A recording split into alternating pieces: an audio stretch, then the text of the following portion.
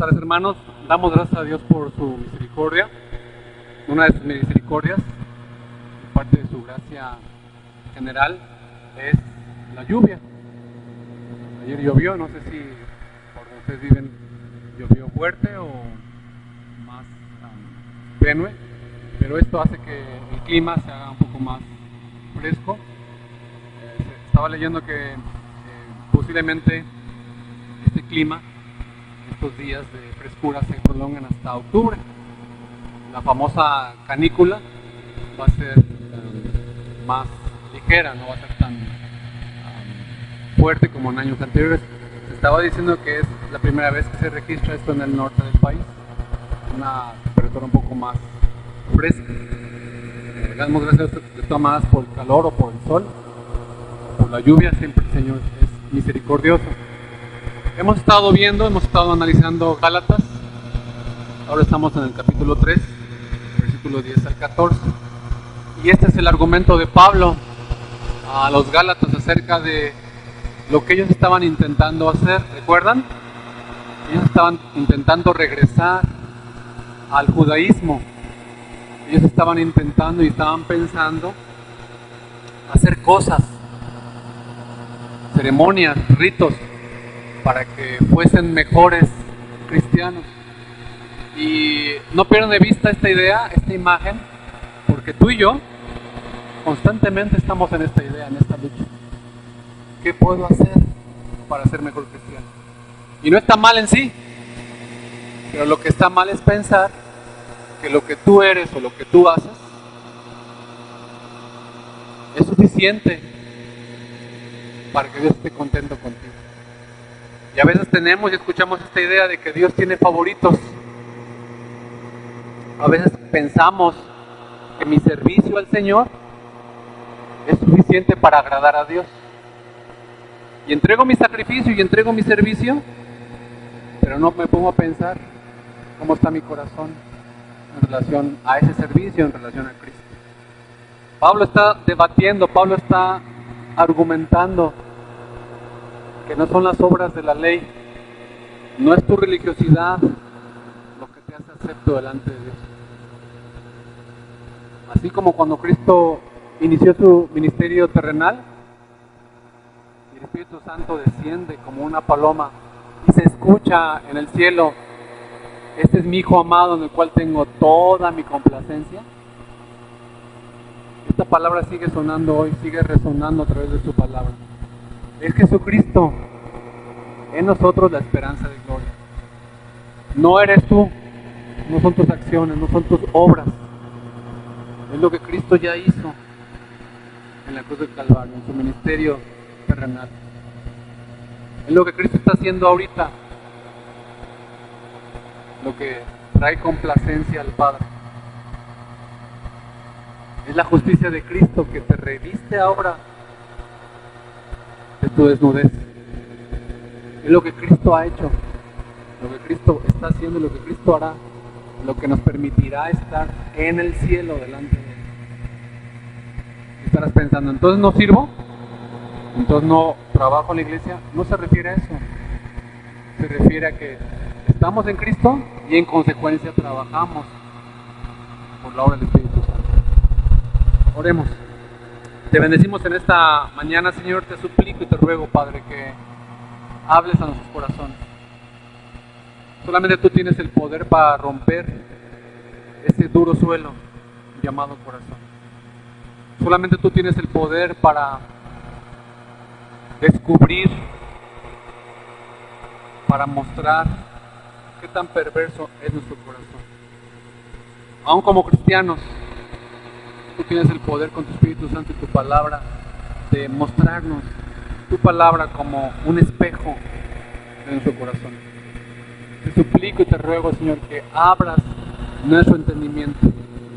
Te suplico y te ruego, Señor, que hables a esos huesos secos y tú los levantes, tú los despiertes.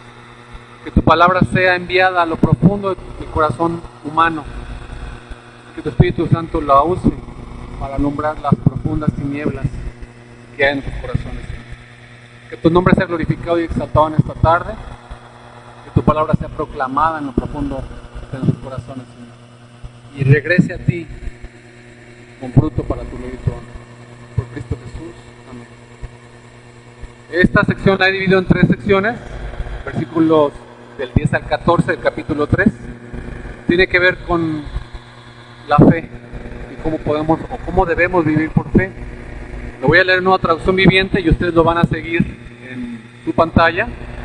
Versículo 10 del capítulo 3 de Gálatas. Sin embargo, los que dependen de la ley para hacerse justos ante Dios están bajo la maldición de Dios mismo. ¿Por qué? Porque las escrituras dicen: maldito todo el que no cumple ni obedece cada uno de los mandamientos que están escritos en el libro de la ley de Dios. Y traten de tener en su mente esta idea también paralela, hermanos. Todo lo que tú haces, humanamente hablando, en tu vida cristiana, pensando que vas a agradar a Dios, cae en esta descripción. Eres maldita, eres maldito si tu religiosidad, si tu forma de vida es lo único que tienes para acercarte y presentarte delante de Dios.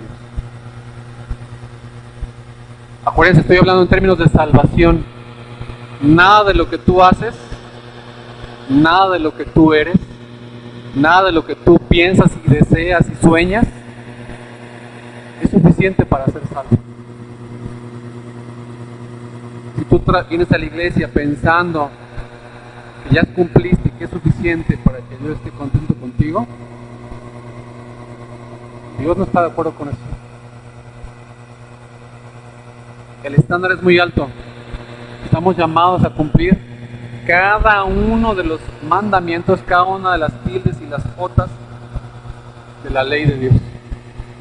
Y si uno no cumple una, aunque haya cumplido las 99 o las 1000, es maldito. Versículo 11.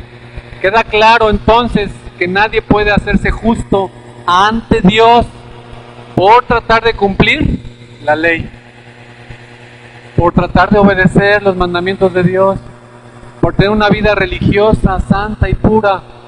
Nadie puede hacerse justo delante de Dios,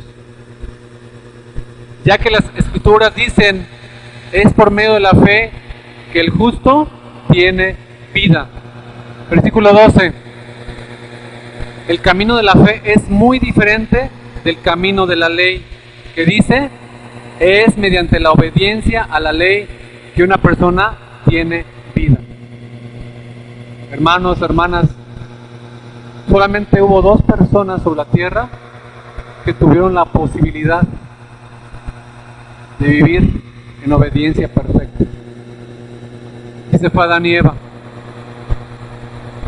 Mientras obedecieron la ley de Dios, mientras cumplían la ley de Dios, porque ellos tenían esa capacidad dada por Dios en el huerto del Edén, ellos disfrutaban de la comunión con Dios.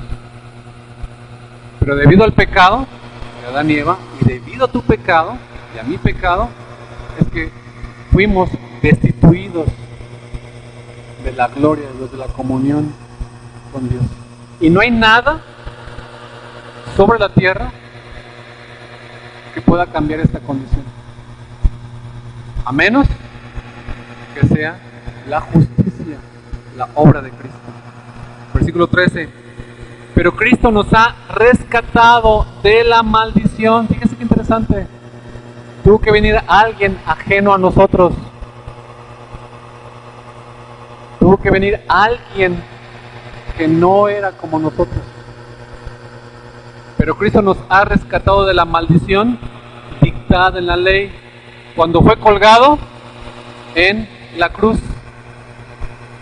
Cargó sobre sí la maldición de nuestras fechorías. Hermanos, hermanas, ¿cuántas maldiciones cargó Cristo en la cruz? ¿Cuántas de tus maldiciones cargó Cristo en la cruz? ¿Algunas? ¿80%?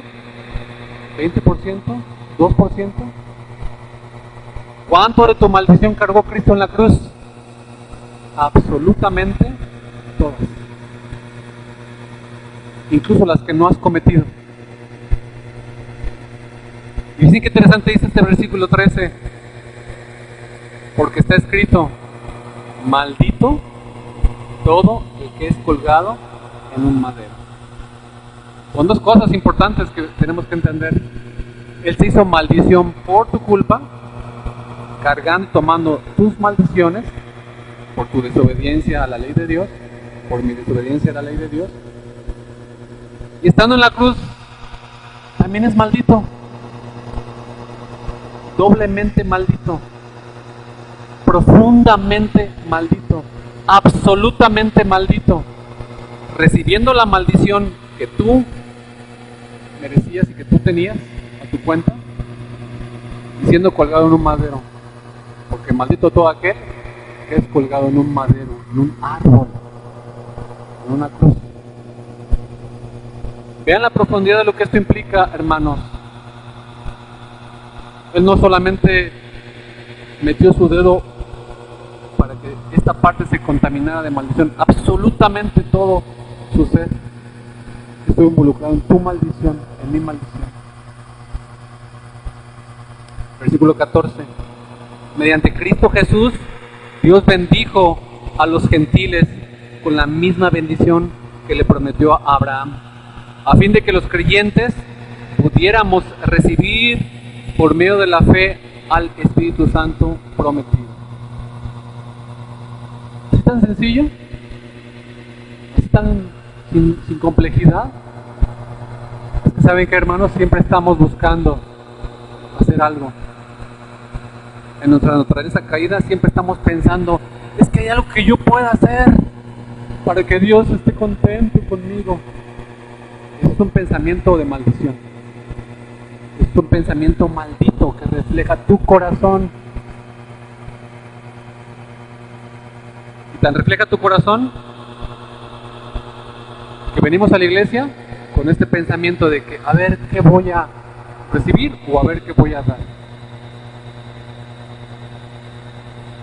O no venimos a la iglesia porque no lo necesito. Es un pensamiento maldito también. En el área de la política o la economía, podríamos decir que hay dos sistemas incompatibles: el comunismo y el capitalismo. Porque el comunismo se basa en la idea de que el Estado es dueño de todos los medios de producción, y el capitalismo se basa en el hecho de que los individuos son los propietarios de los medios de producción. Y uno podría decir que estos dos sistemas son incompatibles, irreconciliables, opuestos. Ahora, en esta sección de Gálatas, Pablo presenta dos sistemas de salvación absolutamente incompatibles el uno del otro. Continuando el uso de las escrituras del Antiguo Testamento, Pablo presentó estos dos sistemas de justificación, aquí también llamada vida. Y los dos sistemas son dependencia de las obras de la ley o dependencia absoluta de Cristo. Pero no se mezclan ni pueden ser compatibles. Para ilustrar estos dos sistemas, Pablo citó dos textos del Antiguo Testamento que ofrecen vida: Habacuc 2:4, si quiere apúntelo y luego lo busca, y Levítico 18:5. Habacuc se cita en el versículo 11 y dice: el justo vivirá por la fe. Y parece que el énfasis de Pablo es el justo por la fe vivirá, es decir, el que es justo por fe es el que vive.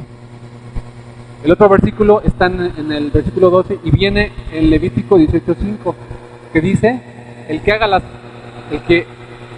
las hace vivirá por ellas. Entonces, un sistema es ser justo por la fe para vivir, y el otro sistema es ser ley para vivir. Y aquí se distingue, y aquí también permea esto en la iglesia cristiana. Vístete así y Dios te va a aceptar. No digas malas palabras y Dios va a estar contento contigo. Otra vez, no estoy diciendo y no estoy promoviendo estas conductas, pero estas conductas no te salvan. Estas conductas no te hacen cristiano. Siéntate así y Dios va a estar contento. No te duermas en la iglesia aunque tengas mucho sueño, porque los más que van a pensar de ti si te duermes. Presta atención, ¿qué van a decir de mí si no prestas atención, hijo mío? Nada, absolutamente nada de lo que tú haces, de lo que tú promueves, pueden hacerte acepto delante de Dios. Y este pensamiento está permeado en la iglesia actual. Y lo vemos en iglesias que tienen actividades lunes, martes, miércoles, jueves, y todos van a esas actividades tal vez, porque el activismo es el que me va a salvar y me va a hacer acepto delante de Dios. Y no puedo estar sin hacer nada. ¿Cómo se te ocurre? Yo no puedo estar sin hacer nada. Soy tan trabajador, soy tan activa. Soy tan productivo que tengo que estar siempre. Y tenemos el otro extremo. No, ¿para qué me involucro? Ya Dios hizo todo. Es exactamente el mismo argumento con diferentes manifestaciones o comportamientos. En su conversación con un experto de la ley, en Lucas 10:25, Jesús enfatizó uno de estos sistemas.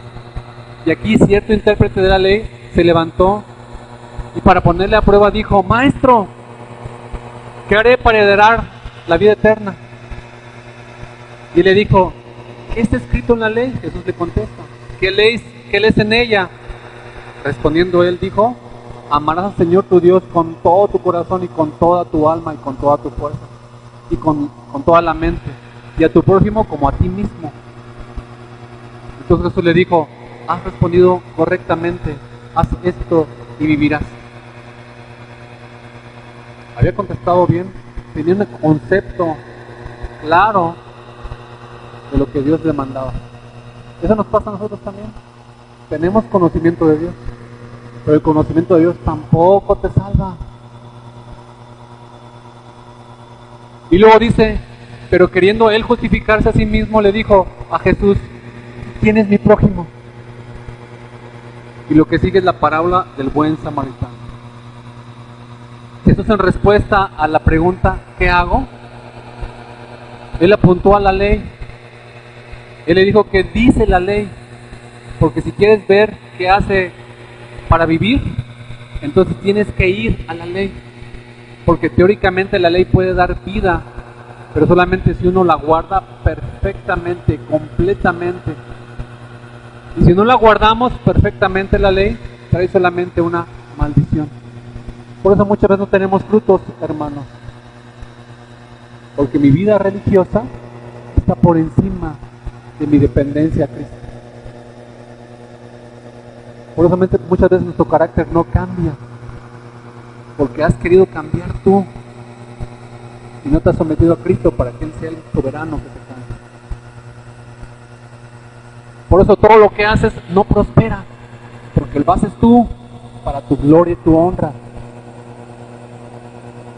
y no como dice el salmista: y todo lo que hace prosperará. ¿Por qué? Porque es un árbol que está plantado junto a esas corrientes de agua, está sometido a Cristo constantemente. Por eso al paso de los años dejas de sonreír y cada día te pareces más al pariente, al papá, a la mamá, al tío, al hermano que tanto desechas. Dices: ay, yo no quiero ser como él o como ella, porque eres tú la fuente de tu propia esperanza y tus propios pensamientos, y no Cristo. Por eso trae maldición, por eso trae tristeza, por eso trae culpa. El pensar y tener una vida basada en ti, centrada en ti, gobernada por ti, el tiempo, el dinero, el espacio, las actividades. Gálatas 3:10, porque todos los que son de las obras de la ley están bajo maldición, pues escrito está: maldito todo el que no permaneciera en todas las cosas escritas en el libro de la ley para hacer. Así que teóricamente nos puede traer la salvación y vida, pero no somos capaces de guardar esta ley de Dios en absoluto, y por lo tanto la ley nos trae una maldición. La buena noticia es que Jesús quitó esa maldición para todos los que confían en Él. para todos los que descansan en Él, para todos los que vienen a Él y se someten a Él. La fe implica muchas cosas, no solamente es creer, es obedecer. Versículo 13 dice, Cristo nos redimió de la maldición de la ley.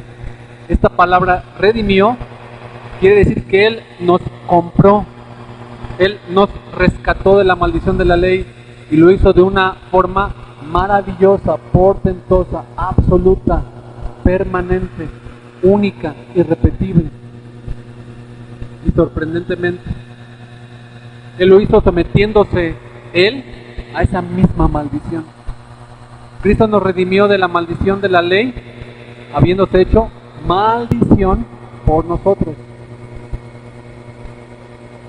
Imagínense, hermanos y hermanas, sumen todas las maldiciones de todos los seres humanos en una sola persona.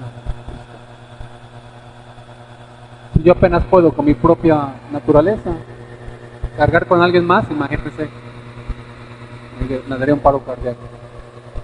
Y eso nos pasa cuando te llenas de pensamientos y de dificultades de tu mamá, de tu papá, de tus hermanos, de tu esposa, de tu esposo, de tus hijos. ¿Cómo se ve tu salud? Completamente afectada, porque no puedes cargar ni contigo mismo. ¿No te pasa que luego te enojas contigo mismo? Contigo misma. ¡Ay! Qué cochino carácter que me carga, Chihuahua. Estaba todo bien. ¿En qué momento? Cristo cargó todas las maldiciones del mundo. En un momento, en un instante. Porque escrito está, maldito todo el que cuelga en un madero.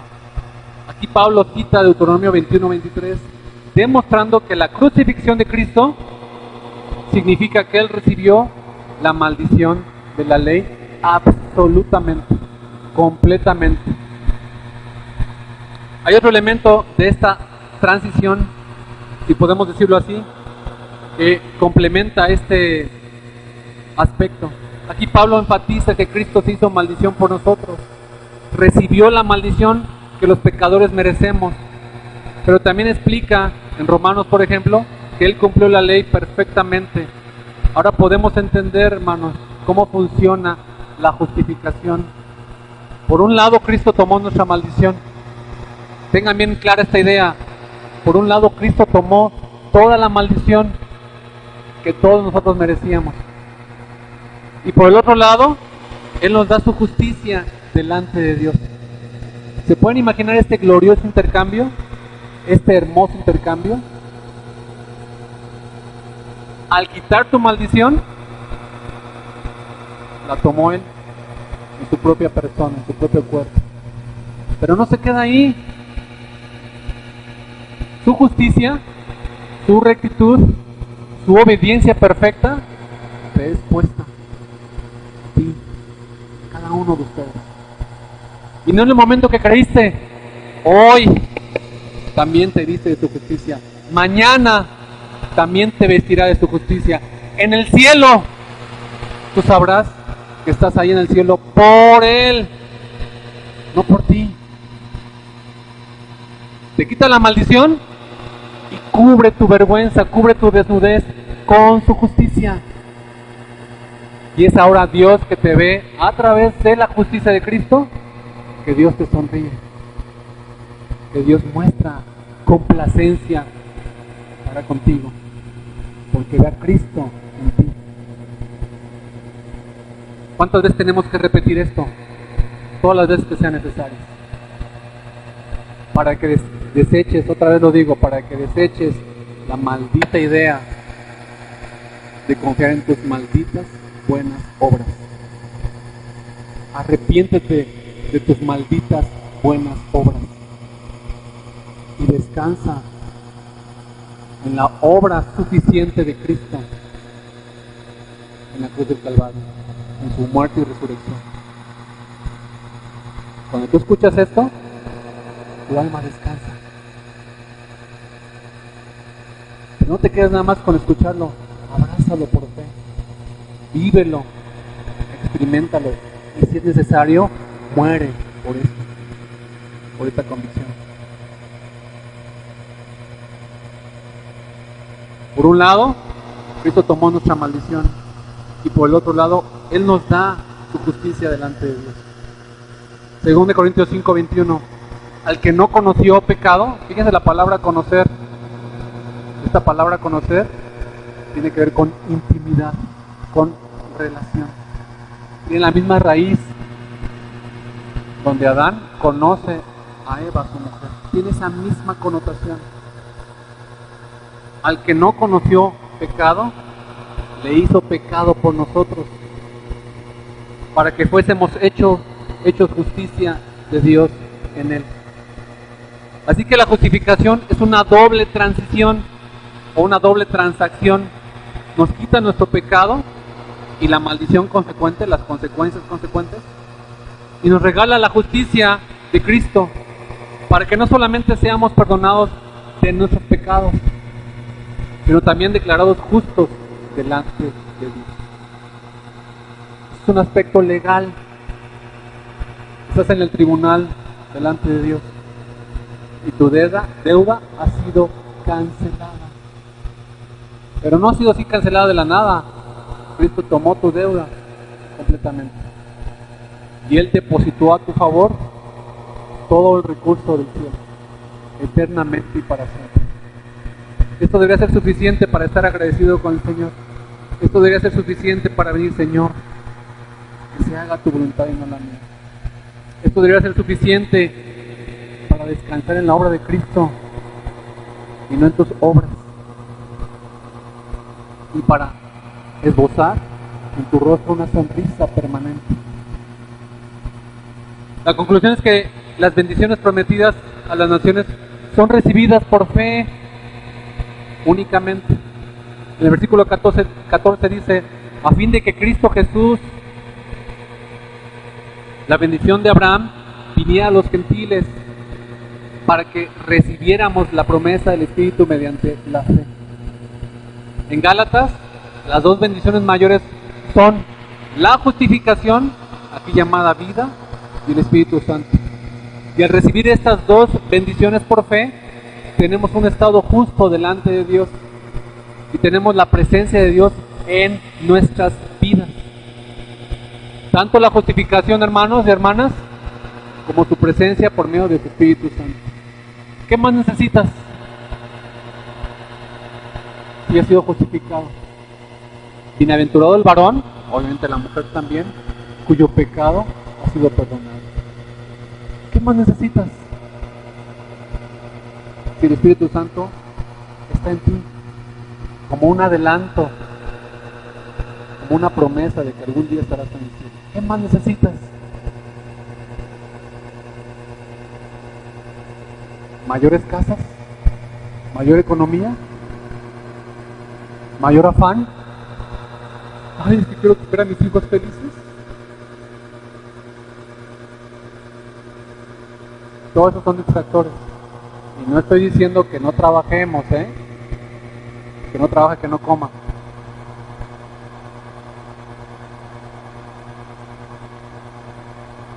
Tanto la justificación como su presencia por medio del Espíritu Santo son garantía de que estamos en el favor de Dios. Cuando pensamos en la fe, no debemos pensar en ella como una barra o como un aspecto más fácil, como si Dios ignorara su ley y nos diera un pase para hacer algo más fácil, solamente creer. Al contrario, hermanos y hermanas, Él se hizo uno de nosotros para cumplir con su propia ley y para sufrir la maldición de la ley por nosotros. Y nuestra fe simplemente recibe y descansa sobre lo que Él ya ha hecho. Y entonces, y solo entonces, ahora sí, estás llamado a obedecer los mandatos del Señor. Pero no es antes. No trates de cristianizar a aquel hombre o mujer que no es cristiano. No le llames hermano o hermana a aquel hombre o mujer que no tiene una relación con Cristo y que no ha nacido de nuevo.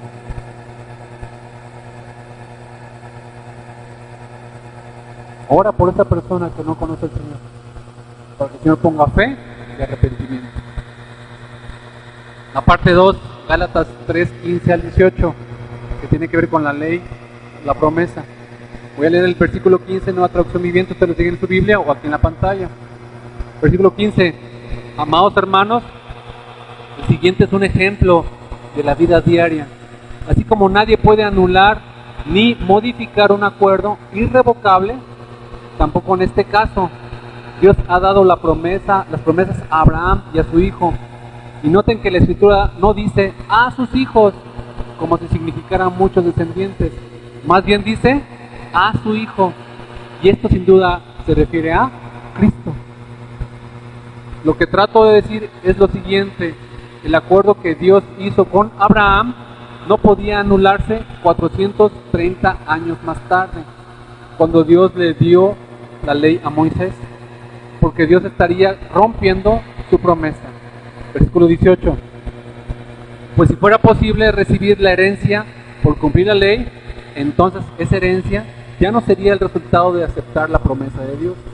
Pero Dios, por su gracia, se la concedió a Abraham mediante la promesa.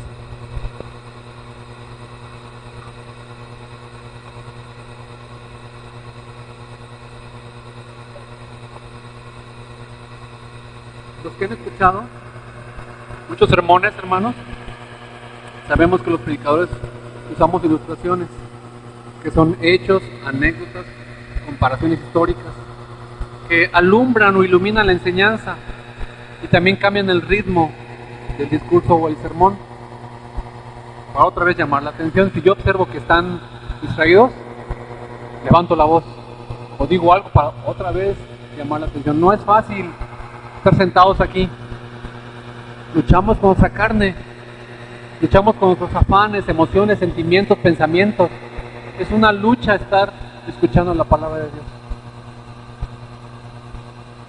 Lo que tenemos aquí en este texto es una ilustración, porque Pablo ha estado en una argumentación bíblica profunda y ahora quiere iluminar, quiere esclarecer todavía más su enseñanza con una ilustración tomada de la vida humana. La ilustración viene aquí, viene de la cuestión de un pacto. Puede ser un testamento o puede ser otro tipo de pacto, pero como sea la idea, es muy clara. Que una vez ratificado, una vez confirmado, una vez firmado el pacto, ningún tercero o alguien ajeno de esas dos personas o de esas dos partes puede alterar los términos de ese pacto. Ni siquiera los signatarios pueden cambiar el pacto sin un acuerdo entre las dos. Ese es el hecho de que los pactos humanos y la comparación con el pacto de Dios con Abraham y con su descendencia. De ahí tenemos sufrimiento cuando el pacto matrimonial es roto. Y aunque se rompe físicamente, espiritualmente, emocionalmente y todas las demás mentes, sigue sufriendo, sigue padeciendo. Es ahí cuando sufrimos con los contratos laborales. Cuando una de las partes no lo cumple, vienen demandas, vienen pérdidas, vienen perjuicios económicos, etc. Pablo está ilustrando esta idea con el pacto de Dios con Abraham. El pacto con Abraham incluyó varias promesas: un gran nombre, la tierra prometida, descendientes, bendiciones para todas las naciones, protección de enemigos, etc. ¿Recuerdan? Pablo utilizó un argumento sutil basado en la ambigüedad de la palabra descendencia. Es un sustantivo colectivo, un sustantivo que es singular, pero contiene varios miembros como gente o grupo, o equipo o clase. Estos son sustantivos singulares, pero son colectivos. También decimos la gente es, o el equipo es, o la clase es, o el grupo es en singular. Pero sabemos que todos son grupos que tienen varios miembros. Y aquí Pablo dice que las promesas fueron hechas, versículo 16, a Abraham y a su descendencia. Descendencia es una palabra singular, pero sabemos que incluye varios miembros. Esta ambigüedad entre singular y plural es lo que forma la base del argumento de Pablo. no dice a las descendencias como refiriéndose a muchas, sino más bien a una y a tu descendencia. Y luego él toma el trabajo de identificar la descendencia singular con una sola persona, con Cristo. Así que es un error, otra vez, y lo aclaro, es un error pensar que el pueblo judío que actualmente está en el oriente es el pueblo escogido por Dios. No es el pueblo escogido por Dios. El pueblo escogido por Dios son los que tienen la misma fe de Abraham. Y le creyó Dios a Abraham. Es diferente a creerle a Dios, creer en Dios. Creer a Dios es diferente que creer en Él. Si usted cree y le cree a Dios, usted es descendiente de Abraham. Tiene la misma fe de Abraham. Y en consecuencia, es usted pueblo escogido por Dios. Y aquí tenemos un ejemplo muy fuerte de la hermenéutica, muy cristocéntrica. Encontramos el cumplimiento de las promesas del Antiguo Testamento en Cristo. Y dice aquí que las promesas hechas a Abraham fueron hechas a Abraham y a su descendencia singular, que es Cristo. Y luego, regresando a la comparación entre las promesas hechas a Abraham y el pacto humano, señala que hay ley, y esta ley entró 430 años más tarde después de la promesa. Y dice, como la ley que vino así después más tarde, no invalida un pacto ratificado anteriormente por Dios, como para anular la promesa. Promesa primero, ratificada, y luego la ley que viene unos 400 años después. Y dice que la ley no puede anular la promesa. Y concluye diciendo que si fuera la herencia por la ley, como algunos de los gálatas estaban creyendo, entonces la promesa sería anulada. En otras palabras, hermanos, que tu religiosidad no echa a perder tu relación con Cristo. Que lo que tú eres, positivo o negativo, bueno o malo, más malo que bueno, somos malos, ¿verdad? De vez en cuando hacemos cosas buenas. Que lo que tú eres no estorbe tu comunión y tu conocimiento y crecimiento de la persona de Cristo en ti. Versículo 18. Porque si la herencia depende de la ley, ya no depende de la promesa. Es una o la otra. ¿Es por la ley o es por la promesa? Y si es por la ley, ya no es por la promesa. Pero luego afirma en la conclusión, pero Dios se la concedió. Es la palabra, le dio por gracia, le dio como un regalo, le dio gratuitamente. Pero Dios se la concedió a Abraham por medio de una promesa. Cuando pensamos en una promesa y una ley, podemos pensar cómo funcionan y que la ley no anula la promesa. Pensemos en dos papás, por ejemplo, que tienen hijos pequeños. Y los papás van a salir a cenar y dejan a sus hijos al cuidado de una niñera. Antes de salir, los papás dan una promesa a sus hijos y les dicen a sus hijos, regresamos más tarde, no se preocupen, vamos a regresar. Esa es una promesa, ¿no? Y luego dan una ley, o quizá varias leyes.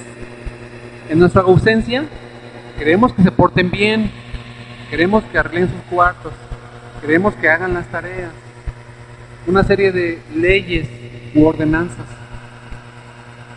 mientras ellos están fuera de la casa. Debemos pensar, hermanos y hermanas, en el hecho de que la promesa y la ley funcionan independientemente.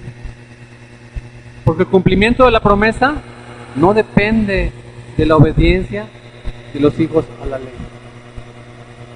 El que tú confíes en Cristo es suficiente para que estés en comunión con Dios. Para que Dios mismo te sonría con su rostro. y es muy independiente de lo que tienes que hacer. Como se portan los hijos, es independiente. Los papás van a regresar, van a cumplir con su promesa, y la ley dada después, o las instrucciones dadas después, no invalida, no modifica la promesa dada. Regresaremos más tarde, esa es la promesa. Así es con la promesa de Dios a Abraham, de su descendencia en Cristo. La ley no puede anular esa promesa. Son dos categorías completamente diferentes. Podemos preguntar, ¿cómo se responde a una promesa? ¿Y cómo se responde a una ley? Pues a una ley, las únicas dos opciones que nosotros tenemos son obedecerla o desobedecerla. ¿Estamos de acuerdo?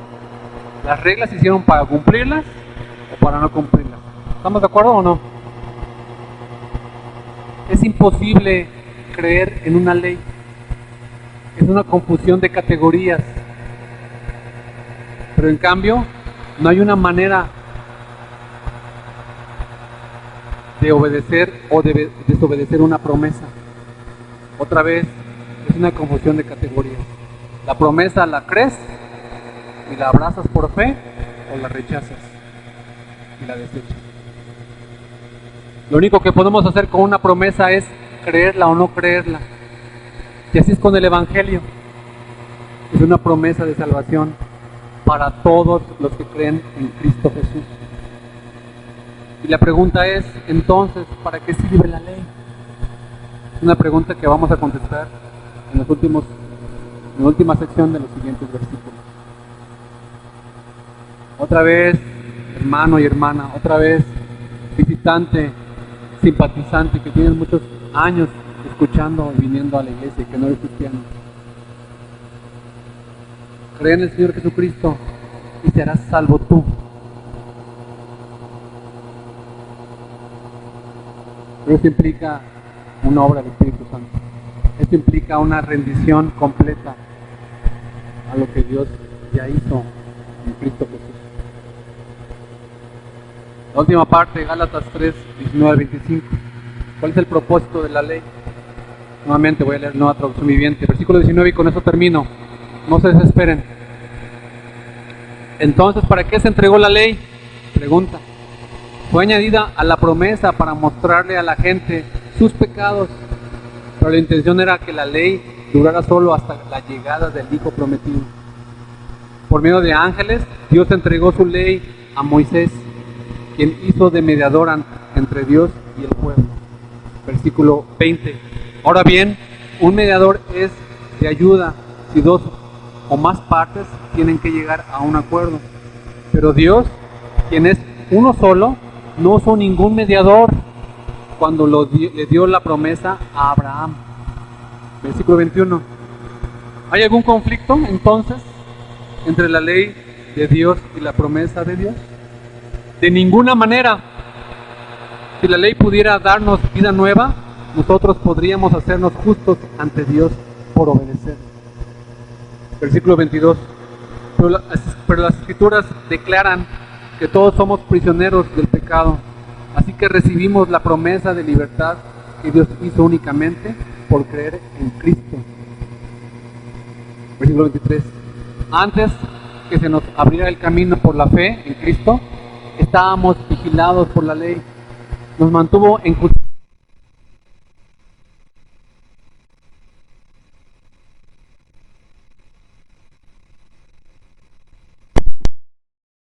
Hasta que vino Cristo, nos protegió hasta que se nos declarara justos ante Dios por medio de la fe. Ahora que ha llegado el camino de la fe, ya no necesitamos que la ley sea nuestra tutora. En esta última sesión, hermanos, observamos que la ley y la promesa funcionan independientemente de la una de la otra. También vimos que la promesa fue dada 430 años antes de la ley. Y la ley no invalida la promesa y la salvación. Es por medio de la promesa, no por medio de la ley. Si todo esto es cierto, entonces hay una pregunta muy obvia. ¿Para qué la ley? ¿Para qué fue dada la ley? Y es la pregunta que Pablo hace y contesta en esta sección. Los teólogos hablan de los 3 propósitos de la ley.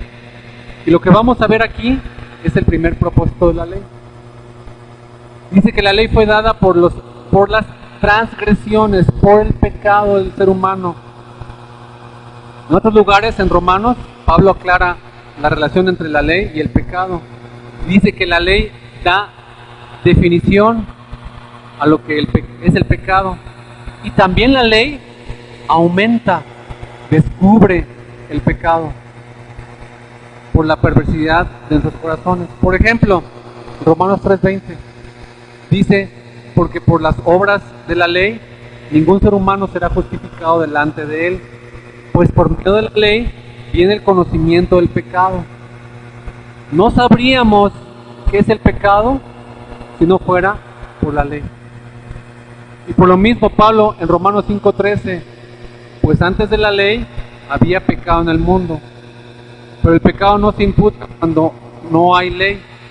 Además de definir el pecado, la ley tiene el resultado de aumentar el pecado. En Romanos 5:20, y la ley se introdujo para que abundara la transgresión, pero donde el pecado abundó, sobreabundó la gracia. En Romanos 7 al 11, Pablo explica su propia experiencia con la ley.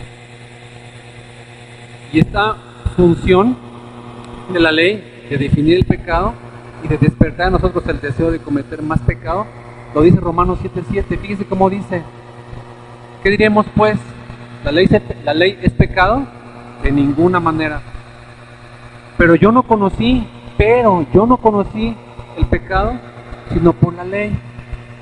Porque tampoco conociera la codicia si la ley no dijera, no codiciarás. Mas el pecado, tomando ocasión por el mandamiento, produjo en mí toda codicia, porque sin la ley el pecado está muerto. 9. Y yo sin la ley vivía en un tiempo, pero viendo el mandamiento, el pecado revivió y yo morí. Versículo 10. Y hallé que el mismo mandamiento que era para vida, a mí me resultó para muerte. Versículo 11. Porque el pecado, tomando ocasión por el mandamiento, me engañó y por él me mató. Versículo 12. De manera que la ley a la verdad es santa y el mandamiento santo, justo y bueno. Es por medio de la palabra de Dios que constantemente te puedes dar cuenta que estás en pecado. Es solamente por medio de la ley de Dios que tus pensamientos pueden ser esclarecidos y puedes entender y comprender que tú eres pecador, que sigues siendo pecador. Es por la ley que nuestro único recurso, nuestro único auxilio es Cristo. El problema no es con la ley, el problema es con el pecado que se aprovecha de la ley. Y todos tenemos esta experiencia de querer decir no cuando la ley dice que sí. Y queremos decir sí cuando la ley dice que no. Y cuando la palabra de Dios dice que no, tu carne y mi carne y nuestra naturaleza, ¿qué dice? Sí, ¿cómo no?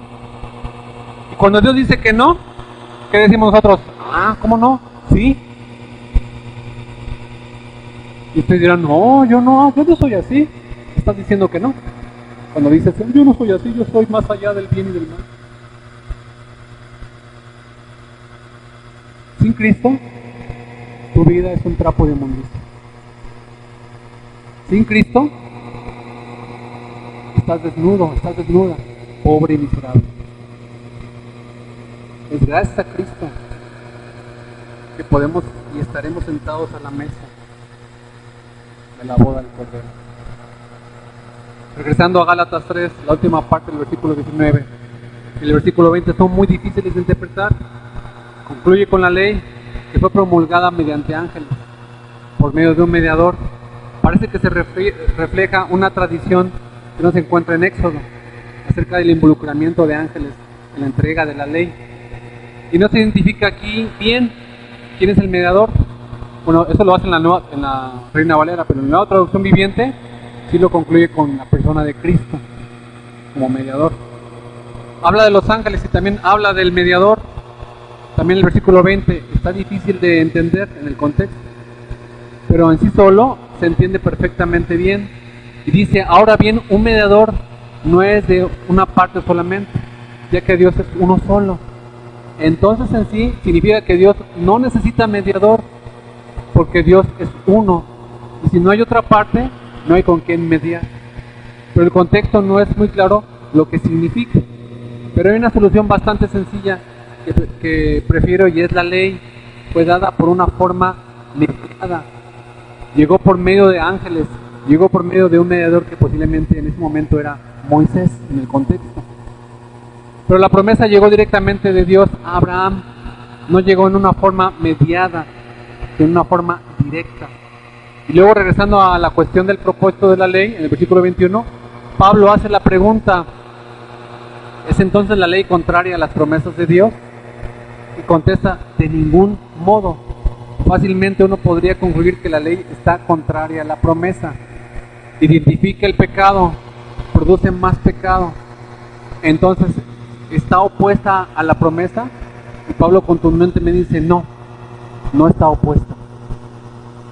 Y luego explica, porque dice, de ningún modo, porque si hubiera dado una ley capaz de impartir vida, entonces la justicia ciertamente habría dependido de la ley. Esto echa por tierra, hermanos, este argumento echa por tierra todo lo que el ser humano siempre ha tratado de hacer para acercarse a Dios. Por eso hay muchas religiones, por eso hay mucho ateísmo, por eso hay mucha espiritualidad en la gente. Constantemente, dentro del cristianismo y fuera del cristianismo, es el hombre intentando hacer cosas para agradar a Dios. Es el hombre intentando hacer cosas para alcanzar a Dios. Es solamente en Cristo que podemos acercarnos a Dios. Él es el camino, la verdad y la vida. Porque hay un solo mediador entre Dios y los hombres, Jesucristo hombre. Y esto apega, y esto destruye nuestro orgullo. ¿No te pasa que tienes días de vacaciones? Y pasan ciertos días de vacaciones y ya quieres regresar a trabajar. ¿Por qué? No, es que yo soy la columna vertebral de mi familia. ¿Qué no es Cristo? No, es que si yo no lo hago, nadie más lo hará. Chihuahua, ¿eres don perfecto, don perfecta? No, es que si yo no estoy con mi familia, ¿qué va a pasar con mi familia? Van a estar desamparados. ¿Es que no es Dios, el Señor Jesucristo, quien gobierna y dirige el universo? No, es que si yo no soy un buen ejemplo para ellos y para ellas. No, es que si yo no soy el pilar de mi familia se va a destruir. ¿Es que tu familia y tu vida no es de Cristo? Constantemente siempre estamos queriendo ser el centro del universo, que los reflectores siempre estén sobre ti. Ay, qué buena y qué buena eres. Ay, qué humana y qué humano eres. Ay, qué valioso. ¿Qué haríamos sin ti? ¿Qué no es Cristo? Muy a pesar de nosotros, aún sin pastor, Cristo dirige su iglesia. Rogamos por un pastor. Queremos un pastor. Pero es evidencia de que el Señor Jesucristo hace las cosas contigo, sin ti y a pesar de ti. Es decir, que si la ley pudiera dar vida, entonces la vida vendría por la ley.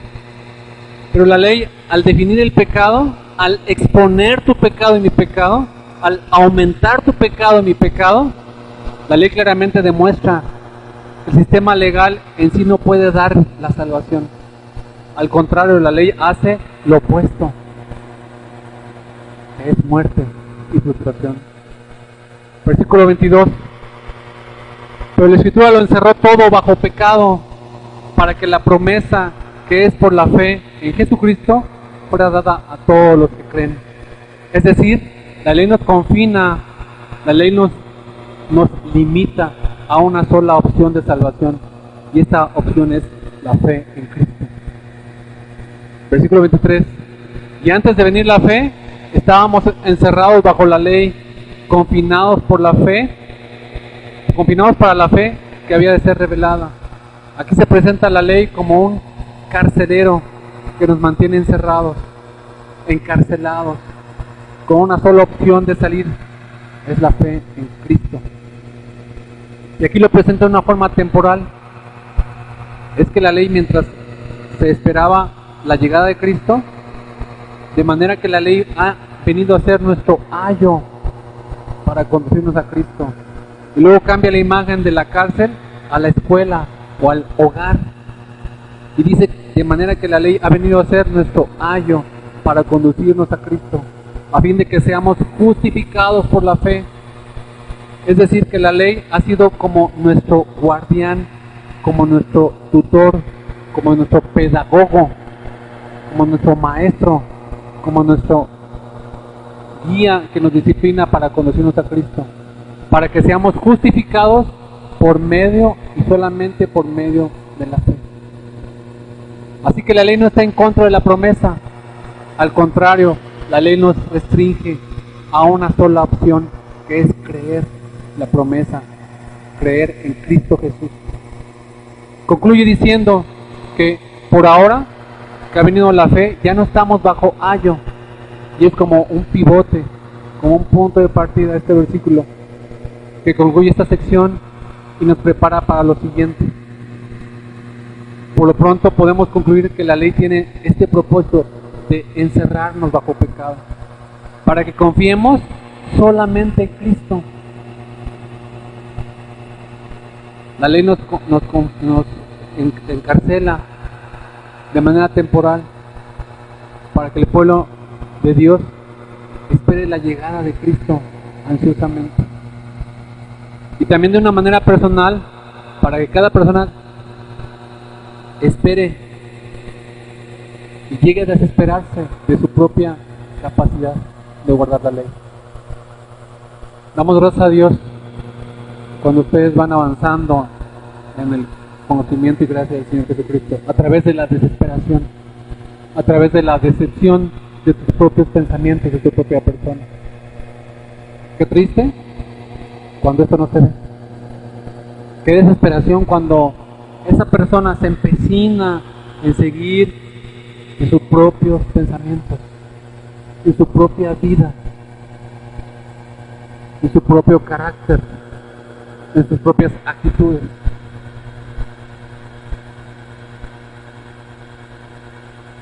Es el primer propósito de la ley, conducirnos a Cristo.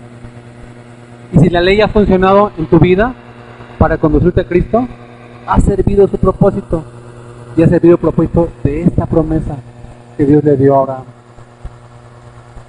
Haz el ejercicio, hermana y hermana, de tener por pérdida todas las cosas en esta tierra. No te esperes a que el Señor ponga a prueba y te quite eso que tienes por ídolo. Empieza a trabajar, empieza a tener por pérdida todas las cosas. Que lo único que hay en tu corazón sea Cristo. Haz el ejercicio de tener por pérdida todas las cosas, de desechar lo que amas. Desde lo más sencillo y vil, ay, es que esos zapatos, ay, es que esa cartera, ay, es que ese reloj, ay, es que ese outfit que me compré, ay, es que este cuenta en el banco, ay, es que podemos ir elevando el estándar. Ten por pérdida todas las cosas. Practica esta pérdida para que cuando la tengas sea añadidura nada más. Por si la llegas a perder, no digas, ay, ¿qué voy a hacer con esto que perdí? Mis ahorros, como dice el meme.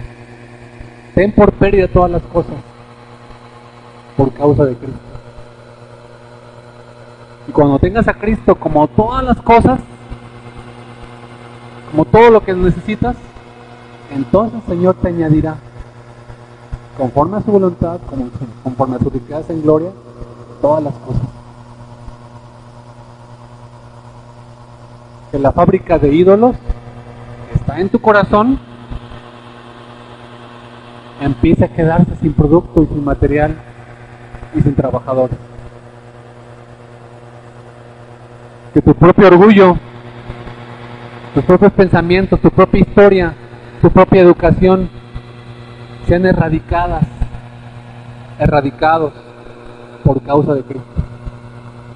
Quien reine en tu corazón sea Cristo. Que se note, que se vea, que se huela, que se distinga con los 5 sentidos que tú no tienes dueño más que Cristo. Que tu vida está lista ahorita. Si el Señor te llama saliendo de aquí en un accidente a su presencia, tú digas: tengo todas las cosas como pérdida por causa de Cristo. Para mí el vivir es Cristo y el morir es ganancia.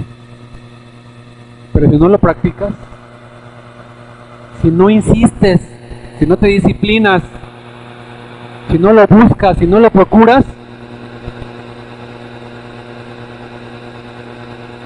el Señor se puede encargar de tomar, como un buen cirujano, cada cáncer llamado pecado de ti y extraerlo, con mucho dolor. Ríndete voluntariamente a la soberana voluntad del Padre a través de Cristo. Si ya te dio a Cristo y está en tu corazón, ¿cómo no te dará todas las demás cosas? Deja tu religiosidad, deja tu costumbre, incluso de sentarte en el mismo lugar, de hacer las mismas cosas los domingos o entre semana. Deja de pensar lo que piensas siempre.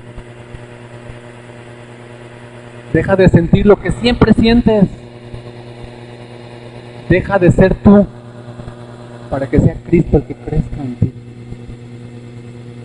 Crucifica tu viejo hombre.